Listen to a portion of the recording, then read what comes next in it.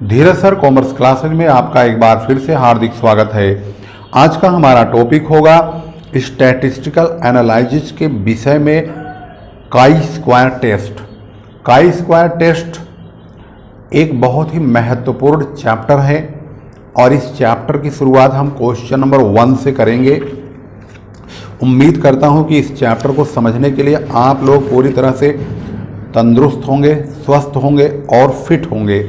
Question number यहाँ से लिखा हुआ है, चैप्टर का दिखा दें, आपका थोड़ा सा दर्शन करवा दें कि भाई चैप्टर किस प्रकार से इसका नामकरण हुआ है। तो यहाँ पर आप देख सकते हैं कुछ बच्चे इसको ची स्क्वायर टेस्ट भी बोलते हैं।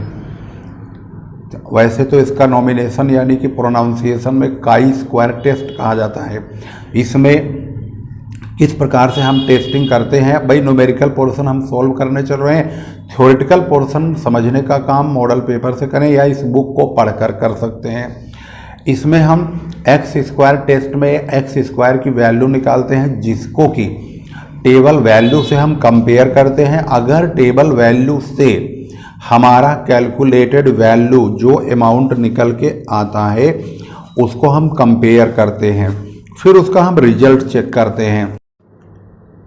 यहाँ पर जब कंपेयर करते हैं तो if calculated x square is greater than table value of x square the difference is significant और नल हाइपोथेसिस फेल्स। इसका मतलब होता है अगर हमने जो कैलकुलेशन एक्स स्क्वायर का किया है अगर वो टेबल वैल्यू से ज़्यादा होता है तो इसका मतलब है जो डिफरेंस है, जिस चीज़ की हम कैलकुलेशन कर रहे हैं वो बहुत ज़्यादा महत्वपूर्ण है। अगर ऐसा नहीं होता, उसके बराबर या उससे कम होता है तो डिफरेंस इज नॉट सिग्निफिकेंट, यानी यह अंतर कोई खास मायने नहीं रखता है, ये कोई खास महत्वपूर्ण नहीं है। हमारी जो परिकल्पना है, हाइपोथेसिस माने होता है परिकल्पना, जो हमने रिसर्च किया, शोध किया है, वो करेक्ट है, यानी हमारा जो विचार है वो सही है। अब इसमें हम जब सॉल्यूशन करेंगे तो उसको देख करके आप समझ जाएंगे कि ये क्या चीज़ है और इसमें हम जो कैलकुलेशन करते हैं आखिर वो कैसे करते हैं। तो क्वेश्चन आपके सामने यहाँ पर मौजूद है। इसकी शुरुआत क्वेश्चन नंबर 1 से ही करते हैं। तो यहाँ पर अगर आप देखेंगे क्वेश्चन नंबर 1 में जो वैल्यू है, a certain type of surgical operation can be performed either with a local anaesthetic or with a general anaesthetic, result are given below. Question में कहा गया है कि एक एनेस्थेटिक उसको कहते हैं जिसको देने से किसी व्यक्ति को बेहोश किया जा सकता हो। तो वो बेहोशी की जो दवाई है वो एक लोकल होती है और एक जनरल, यानी एक ब्रांडेड जो दवा है एक प्रकार से बेहोशी की, और एक लोकल है।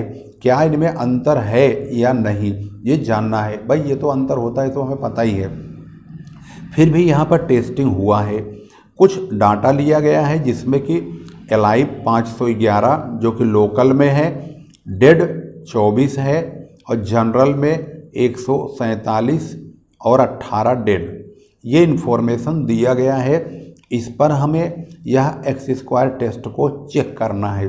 तो सबसे पहले जो वैल्यू दी होती है उसको ऑब्जर्व्ड फ्रीक्वेंसी कहते हैं, यानी कि ये निरीक्षण करके डाटा हमारे सामने आया है। फिर हम इसका एक्सपेक्टेड फ्रीक्वेंसी बनाते हैं। पहले वाला जो ऑब्जर्व्ड फ्रीक्वेंसी होगा उसमें हम ऐसे ही रखेंगे जैसे दिया हुआ है, लेकिन उसको हम बॉक्स में इस प्रकार से दिखाएंगे ऐसे। यहाँ पर देखेंगे live, dead, total, local, general, इधर से भी टोटल करेंगे ऐसे और इधर से भी टोटल करेंगे, यहाँ पर भी टोटल आ जाएगा। इसके बाद हम एक्सपेक्टेड फ्रीक्वेंसी टेबल तैयार करेंगे। एक्सपेक्टेड फ्रीक्वेंसी टेबल तैयार करने के लिए इसकी जो मल्टीप्लाई है 535 की मल्टीप्लाई 658 से करेंगे, डिवाइड 700 से करेंगे, यानी इस प्रकार से। तो हमारे पास 502.9 आएगा। फिर हम 535 की मल्टीप्लाई 42 से करेंगे, डिवाइड इसी से ही होगा। तो ये दूसरे प्रकार का जो डेड है ये 32.1 आएगा एक्सपेक्टेड, और इसका जो टोटल होगा वो 535 ही आना चाहिए, ये भी ध्यान रखना है। फिर हम 165 की मल्टीप्लाई 658 से और डिवाइड 700 से ही करेंगे, तो यहाँ पर ये वैल्यू आएगी 155.1 155.1। इसके बाद हम 165 यानी 165 की मल्टीप्लाई 42 से डिवाइड इसी से होगा, तो हमें 9.9 प्राप्त होगा। इन दोनों को जोड़ेंगे तो 165 आना चाहिए। अगर नहीं आता है तो समझ लीजिए आपका मिस्टेक है, ये भी ध्यान रखना है। और जो यहाँ पे 42 है तो आप जब इसको टोटल करेंगे तो यहाँ 42 आना चाहिए। इसका देखेंगे 658 है, तो जब इसका आप टोटल करेंगे 502.9 और 155.1 का, तो वही 658 आना चाहिए। जब ये वैल्यू हमारे पास आ जाएगी तो हम इसका FO यानी कि जो ऑब्जर्व फ्रिक्वेंसी है और एक्सपेक्टेड फ्रिक्वेंसी है, इनकी वैल्यू को रखेंगे। जैसे यहाँ पर 511, 24, 147 और 18 है, इन चारों को हम यहाँ रखेंगे 511, 24, 147, 18। फिर हम इसको पहले इसे फिर इसे रखेंगे यहाँ पर इस वैल्यू को। FO में से FE को माइनस करेंगे, यानी 511 में से 502.9 माइनस करेंगे तो ये प्लस में 8.1 आएगा। यहाँ डिफरेंस करेंगे तो माइनस का 8.1, यहाँ पर माइनस का 8.1, यहाँ पर 18 ज़्यादा है तो प्लस का। तो यहाँ पर हम इसका स्क्वायर करेंगे अगले स्टेप में, यानी F0 माइनस FE का स्क्वायर होगा। इसकी मल्टीप्लाई इसी में करेंगे तो ये वैल्यू निकल के आएगी। अगला स्टेप जो हमारा एक्स स्क्वायर टेस्ट कैलकुलेशन का होता है, इसको यानी इस स्क्वायर वाली वैल्यू को FE से डिवाइड करना है। यहाँ पर F0 माइनस FE के स्क्वायर को FE से डिवाइड करते हुए चलेंगे, यानी इस वैल्यू को 502.9 502.9 से डिवाइड करेंगे तो 0.13 आएगा।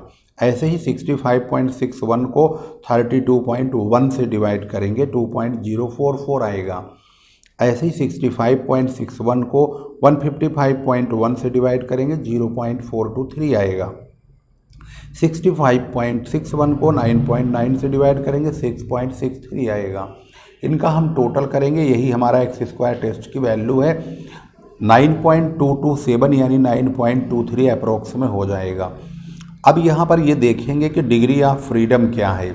हमने यहाँ पर देखा दो तो हमारे पास ये कॉलम दिया है, एक तो अलाइव का और एक डेड का। तो दो कॉलम है, यानी कॉलम का डिनोशन होता है सी से ही हम लिखते हैं COLUMN, यानी कॉलम हो गया। जो हमारा रो होता है वो रो में भी दो ही है, एक ये लाइन गई और एक ये गई है, तो दो रो है और दो कॉलम है। इसका मतलब है सी, यहाँ पर जो डिग्री ऑफ फ्रीडम का फार्मूला है उसकी वैल्यू होती है कॉलम -1 और रो -1, इन दोनों की मल्टीप्लाई।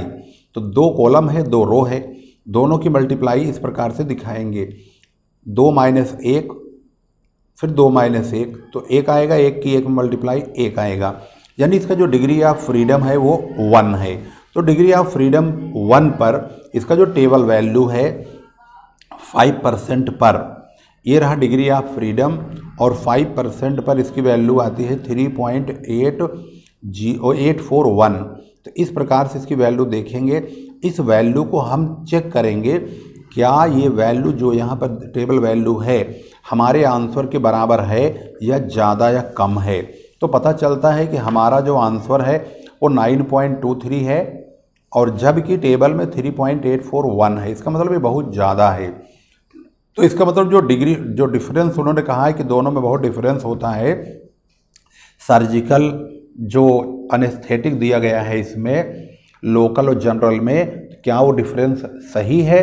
तो इसका मतलब है डिफरेंस बहुत महत्वपूर्ण है, क्योंकि अभी हमने आपको रिजल्ट दिखाया था कि कैसे हम चेक करेंगे। तो रिजल्ट में ये कहता है कि अगर ये ज़्यादा हुआ यानी बहुत ज़्यादा हुआ या बहुत कम हुआ तो ये रिजल्ट इम्पोर्टेंट यानी सिग्निफिकेंट होगा। तो यहाँ पर यही रिजल्ट हमारे सामने आया है, क्योंकि जो हमारी वैल्यू कैलकुलेटेड है वो टेबल वैल्यू से ज़्यादा है। इसका मतलब डिफरेंस जो है वो सिग्निफिकेंट होगा। तो आपको भी रिजल्ट में डिफरेंस इज सिग्निफिकेंट शब्द का प्रयोग करते हुए रिजल्ट को प्रेजेंट करना होगा। तो यहाँ पर 9.23 हमारा जवाब था। बुक में देखते इसका सॉल्यूशन दिया है x square equal to 9.23, difference is significant. बिल्कुल सही है। आपके पास किसी भी राइटर की बुक हो, आप उससे भी सॉल्व करेंगे ऐसे ही। इस बात को ध्यान रखेंगे कि आपके पास स्वाति पब्लिकेशन की यही बुक होनी चाहिए, ये जरूरी नहीं है। अब देखते हैं इसका क्वेश्चन नंबर 2, यह भी ऐसे ही सॉल्व करेंगे। यहाँ पर लिखा है 1600 फैमिलीज हैं जिनको सिलेक्ट किया गया है रैंडमली एक शहर के अंदर। जो टेस्ट होगा, यह विश्वास है कि हाई इनकम फैमिलीज जो होती है वो अपने बच्चों को पब्लिक स्कूल में भेजती हैं और लो इनकम वाली फैमिलीज के बच्चे गवर्नमेंट स्कूल में भेजते हैं। क्या ये रिजल्ट सही होगा या नहीं, डाटा चेक करेंगे। ये तो हम लोग जानते हैं कि ये डाटा बिल्कुल सही होता है। स्कूल में डालने के लिए पैसा होना चाहिए प्राइवेट में, और सरकारी में डालने के लिए गरीब का बच्चा भी सरकारी स्कूल में आसानी से पढ़ सकता है। अब इन्होंने कहा जो यहाँ पर डाटा कलेक्ट किया गया है पब्लिक और गवर्नमेंट के बच्चों का, लो और हाई इनकम वाले लोगों के बच्चे हैं, ये टोटल है, टोटल 1600 बच्चे हैं। इस प्रकार से इधर से भी टोटल 1600 और इधर से भी टोटल 1600 ही आना चाहिए। अब इसका सॉल्यूशन करके देखते हैं एक्स स्क्वायर टेस्ट में क्या ये महत्वपूर्ण है कि ये हमारी सोच सही है या नहीं। अब इसको जानने के लिए सबसे पहले ये ऑब्जर्व्ड फ्रिक्वेंसी के रूप में लिखा जाएगा यहाँ पर ऐसे। ऑब्जर्व फ्रिक्वेंसी है, यहाँ पर ऑब्जर्व लिखा है, फ्रिक्वेंसी नहीं लिखा है तो आप फ्रिक्वेंसी लिख देंगे। इसको जो मतलब क्वेश्चन में लिखा है ये टेबल बना करके हमने बिल्कुल इसी टेबल को यहाँ पर लिख दिया ऐसे ही। अब आप देख सकते हैं इसको हम FO के नाम से जानेंगे। इसके बाद एक्सपेक्टेड फ्रिक्वेंसी टेबल जब बनाएंगे 1000 की मल्टीप्लाई 656 से और 1600 से डिवाइड करेंगे तो ये वाला पहला नंबर आ जाएगा लो पब्लिक का। इसके बाद हम दूसरा नंबर 1000 की मल्टीप्लाइकेशन 944 से करेंगे और डिवाइड इसी से ही होगा हर बार, ये बात ध्यान रखेंगे। 1000 की मल्टीप्लाई 944 से डिवाइड 1600 से, तो ये दूसरे नंबर का कॉलम का अमाउंट आ जाएगा, इसकी वैल्यू आ जाएगी। फिर हम 600 को 1600 से ही डिवाइड करेंगे, मल्टीप्लाई 656 से, तो यहाँ वाली वैल्यू एक्सपेक्टेड निकल आएगी ये। इसके बाद दूसरा नंबर 600 इंटू 944 डिवाइड 1600 से ही करेंगे तो हमारी चौथी वैल्यू आएगी 354, 354। अब इसके बाद ध्यान ये रखना है कि इन दोनों का जो टोटल है, ये दोनों 1000 यहाँ तो 1000 यहाँ भी है। ऐसे ही जब यहाँ देखेंगे इसका 600 है इन दोनों का टोटल, तो वैसे ही 246, 354 का टोटल भी 600 आना चाहिए। टोटल हो गया 1600। अब इन दोनों को ध्यान से देखेंगे तो इधर से भी टोटल ये 944 है 944, तो आपका भी 590 और 354 944 आना चाहिए। ऐसे ही इसका 656 है तो ये दोनों टोटल जो हैं 656 आने चाहिए। अब हम इसको FO और FE की वैल्यू को रखेंगे यहाँ पर, यानी 1 2 3 4, इन चारों वैल्यूज को पहली लाइन में रखेंगे ऐसे। फिर इधर 1 2 3 4 जैसे मैं बोल रहा हूँ ऐसे लिखना भी है, तो यहाँ लिख दिया गया। अब FO में से FE की वैल्यू को, यानी एक्सपेक्टेड और ऑब्जर्व्ड दोनों में से डिफरेंस करना है। तो FO में से FE को घटाएंगे तो यहाँ पर इसमें से ये आसानी से घट जाएगा तो प्लस की वैल्यू आएगी। इसके बाद इसमें से इसे घटाएंगे तो माइनस का होगा क्योंकि ये ज़्यादा है, इसमें ये ज़्यादा है, दोनों माइनस के हो गए और ये फिर प्लस का हो गया। इसका तुरंत स्क्वायर करेंगे, यानी इसी की मल्टीप्लाई इसी में ही करेंगे तो ये आ जाएगा 7056, 7056, ये सब प्लस के बन जाएंगे। इनको हम प्लस लगाने की कोई ज़रूरत भी नहीं है क्योंकि प्लस की वैल्यू में प्लस लगाना अनिवार्य नहीं है। इसके बाद हम इसको FE से डिवाइड करेंगे, यानी 410 से, तो यहाँ पर 17.21, यहाँ पर डिवाइड करेंगे 590 से इसको तो 11.596। इस प्रकार से इसका भी वैल्यू इसका डिवाइड करके आया। इसको हमने टोटल किया 9 जो है एक्स स्क्वायर की वैल्यू का, तो ये 77.78 यानी अप्रोक्स में 77.8 आएगा। डिग्री ऑफ फ्रीडम चेक करेंगे तो वही रो हमारे और कॉलम दो दो हैं तो 2 - 1 करेंगे। आप सोचेंगे हमें इतनी जल्दी बोल दे रो कॉलम क्या है, तो भाई ये टोटल को तुम्हारा बोली, टोटल से कोई मतलब है ही नहीं। तो हमारे पास डाटा का जो वैल्यू है वो कितने कॉलम में लिखा है, तो 2 कॉलम है, एक ये है पब्लिक वाला, एक गवर्नमेंट वाला, 2 कॉलम हो गया। और जो रो है, एक ये लाइन ये गई है, एक लाइन ये, 2 लाइन हमारी मतलब 2 रो हो गई, लाइन को तो रो बोलते हैं। अब यहाँ पर है 2 - 1 2 - 1, एक एक आएगा, दोनों मल्टीप्लाई एक ही आएगी। अब डिग्री ऑफ फ्रीडम एक ही है। अब इसका कैलकुलेशन जब किया गया तो वहाँ भी मैंने आपको दिखाया था डिग्री ऑफ फ्रीडम पे 3.841 दिखाया था वैल्यू, और यहाँ की वैल्यू कितनी भयानक आ रही है, इसको देखिए 77.8 आ रहा है। इसका मतलब सरकारी और गवर्नमेंट में पढ़ाए जाने वाले बच्चों का जो रकम होती है पेरेंट्स की, उसके ऊपर बहुत मायने रखता है। यानी यह पॉइंट बहुत ही सिग्निफिकेंट यानी बहुत ही महत्वपूर्ण है। तो यहाँ पर जो हमारे सामने घटना हुई है, जो हमने कैलकुलेशन किया है, जो हम सोच रहे हैं, उसी को यहाँ पर प्रेजेंट करते हुए बताते हुए चलना भी है रिजल्ट में।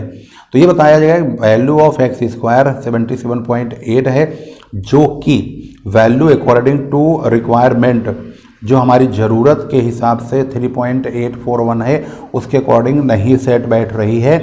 इसलिए income and type of school are not independent, यानी स्कूल का टाइप और जो पेरेंट्स की इनकम है उसके हिसाब से ये स्वतंत्र नहीं है। यानी वो लोग अपनी कमाई के हिसाब से स्कूलों में एडमिशन करने के लिए स्वतंत्र नहीं हो पाएंगे, क्योंकि उनकी कमाई में उनके बच्चों का एडमिशन हो ही नहीं पाएगा। इस प्रकार से ये बहुत ज़्यादा महत्वपूर्ण पॉइंट है। तो इस प्रकार से हम यहाँ पर देखते हैं, ये इस प्रकार से सॉल्यूशन यहाँ से शुरू हुआ और एक एक करके हमने इसके सारे पॉइंट को क्लियर कर दिए। वीडियो पसंद आए तो ज़रूर इसको शेयर कीजिएगा और लाइक ज़रूर करें और कमेंट में अपने विचार भी प्रकट करिए। आप लोग सवाल देख लेते हो, कॉपी में छाप लेते हो, उसके बाद जयराम जी की किसी से क्या मतलब है, अरे भाई इसको थोड़ा शेयर वेयर कर दोगे तो मुझे भी बड़ी प्रसन्नता होगी। जब मैं व्यूज देखूंगा तो मुझे खुशी हो जाएगी। जब व्यूज देखता हूँ ना 22, 23, 25, 26, 27, 100, 50, तो दिमाग हो जा भ्रष्ट। दिमाग में यही आता है कि सवाल में इतनी मेहनत भी किया गया, जिनके लिए मेहनत किया गया बस उन्हीं तक पहुंची 2-4 जनों पे, बाकी सब लोगों ने इसका जो है किसी को दिया ही नहीं, किसी को शेयर नहीं किया। तो मेरी कोशिश ये होती है कि हर बच्चा इससे फ़ायदा उठाए, वीडियो सब तक पहुँचे, तभी तो पता चलेगा कि भाई हम कुछ वायरल करने चक्कर में लगे हुए हैं, कुछ वायरल हो ही नहीं रहा है, और किसी को हम कुछ देना चाह रहे हैं परंतु उनके पास पहुँच ही नहीं रहा है, तो मज़ा जो है ना थोड़ा सा कम आता है। इसलिए आप लोग कोशिश कीजिए कि वीडियो को मैक्सिमम बच्चों तक जरूर पहुंचाएं। कैलकुलेशन में बहुत ज़्यादा ध्यान रखना है, बहुत सारे, और थोड़ी सफाई भी रखनी है। ऐसा भी नहीं है कि लपेट के लिए पोत के धर दो, पता चला किसी को समझ में ही नहीं आ रहा है। भाई मास्टर डिग्री कॉलेज के होंगे, प्रोफेसर होंगे, M.Com मास्टर लेवल का आपका पास जो है डाटा है और ये सारी इन्फॉर्मेशन कैलकुलेशन, तो आपको भी थोड़ा प्रेजेंटेशन ठीक ठाक से रखना है। अभी मेडिकल स्टोर के और डॉक्टर के दो ही जो लोगों की समझ में आने वाली भाषा लिख दोगे तो पता चला आप ही समझ रहे हो, बाकी दुनिया में कोई और समझ नहीं पा रहा है। तो ऐसी भाषा का प्रयोग, ऐसी लैंग्वेज का और इसी राइटिंग का प्रयोग बिल्कुल ना करें, और कमेंट जरूर करते रहें, वीडियो शेयर करते रहें। इस चैनल को सब्सक्राइब नहीं किया है ना तो भाग के जल्दी से कर लो, और मतलब दाहिने हाथ का या बाएं हाथ का, जौन सा आपका हाथ का अंगूठा चल रहा हो उस अंगूठे का इस्तेमाल करें और शेयर करें फौरन। मिलते हैं अगली वीडियो में फिर आपके मनपसंद टॉपिक के साथ। तब तक के लिए नमस्कार, जय हिंद, जय भारत।